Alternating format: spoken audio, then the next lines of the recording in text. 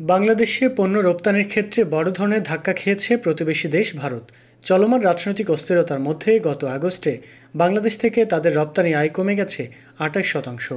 ভারতের বাণিজ্য শিল্প মন্ত্রণালয়ের বরাতে এক প্রতিবেদনে এ তথ্য জানিয়েছেন দেশটির সংবাদ মাধ্যম দ্য ইন্ডিয়ান এক্সপ্রেস। প্রতিবেদন অনুযায়ী চলতি বছরের আগস্টে বাংলাদেশে ভারতের রপ্তানি আগের বছরের একই সময়ের তুলনায় ২৮% কমে $৬৮১ মিলিয়ন দাঁড়িয়েছে।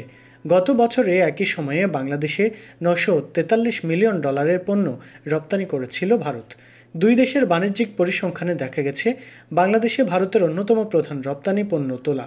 চলতি বছরের আগস্টে বাংলাদেশে এই পণ্যের রপ্তানি কমেছে 10% বা $1 বিলিয়ন। গত বছরের আগস্টে বাংলাদেশে $1.11 বিলিয়ন তুলা রপ্তানি করেছিল ভারত। ইন্ডিয়ান এক্সপ্রেসের প্রতিবেদন অনুযায়ী চলমান অস্থিরতার কারণে বাংলাদেশে তৈরি পোশাকের বিদেশি অর্ডার কমে যাওয়ার কারণে মূলত ভারতের তুলা রপ্তানি হ্রাস পেয়েছে। বাংলাদেশের রপ্তানির আদেশ কমায় তার একটা প্রভাব পড়েছে ভারতের টেক্সটাইল শিল্পেও। এই শিল্প বাংলাদেশে কাঁচামাল ও অন্যান্য উপকরণ সরবরাহ করে।